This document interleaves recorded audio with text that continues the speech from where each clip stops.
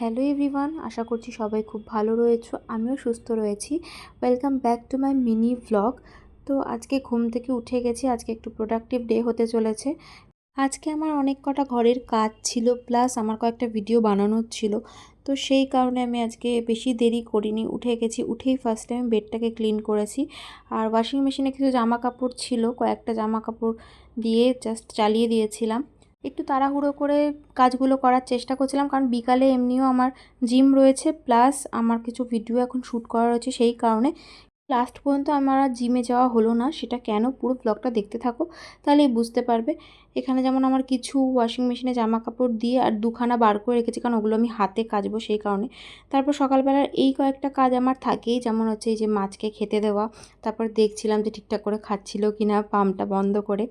আর কালকে রাত্রিবেলা আমি একটু ছোলা ভিজিয়ে রেখেছিলাম, বিকালে আর কি নিয়ে যাব, মানে জিমে নিয়ে যাব বা খেয়ে যাব, এরকম একটা কিছু ভেবে রেখেছিলাম। তাই জন্য একটু ছোলাটা সিদ্ধ করে নিচ্ছি।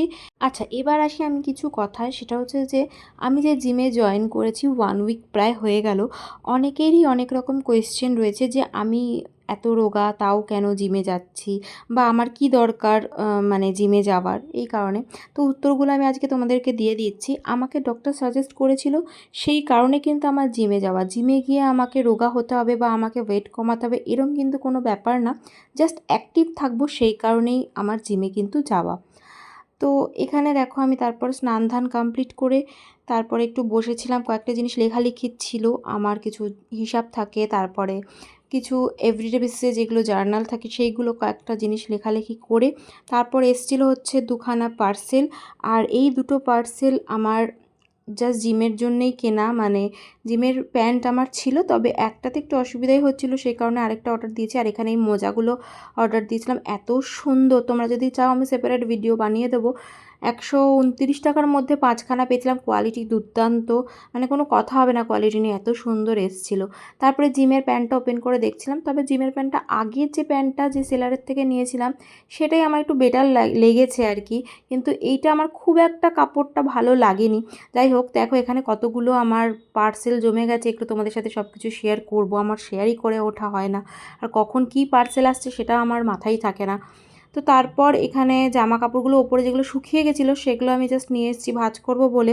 আর এগুলো একটু ভাঁজ টাজ করে রেখেছিলাম। ও হ্যাঁ, লাঞ্চের ভিডিওটা আমার নেওয়া হয়নি, স্কিপ হয়ে গেছে। যাই হোক, তো তখন আমাকে সুরজিৎ ফোন করেছিল যে আমি বাড়িতে আসছি, কারণ আজকে একটু জুডিও যাব। তো সেই কারণেই আমার অ্যাকচুয়ালি জিমে যাওয়া হয়নি। তারপরে ছোলাটাকে জাস্ট মাখিয়ে নিয়েছিলাম এরকমভাবে, তারপর ওপরে গেছিলাম। সুরজিৎ বলল চলো, অনেক দিন ছাদে যাই না। তো এখানে ছাদে এসেছি, আর দেখো ছাদে কতগুলো গাছ রয়েছে আমাদের। আর এই ওপর থেকে না, মানে ওপরেও গাছ রয়েছে জানো তো। দেখো এখান থেকে বেশ ভালো লাগে, দুদিকটাই কিন্তু আমাদের বাড়ির পুকুর। তো তারপর ওপরটায় গেলাম, ওপরে একটা বরবটি গাছ, উচ্ছে গাছ, অনেক কিছু গাছ রয়েছে। ওপরে গাছ তবে অনেক কমে গেছে, আগে অনেক বেশি ছিল ওপরে গাছগুলো।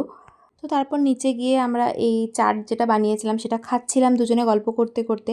তারপর তো রেডি হয়ে জুডিওর দিকে গেছিলাম। জুডিওর সেলের কিন্তু ব্লগ নেক্সট পার্টে আসছে, তো তোমরা নেক্সট ব্লগটা অবশ্যই দেখো। এই ব্লগটা কীরকম লাগলো অবশ্যই জানিও, ভালো লাগলে একটা ফলো করে শেয়ার করে পাশে দেখো। টাটা।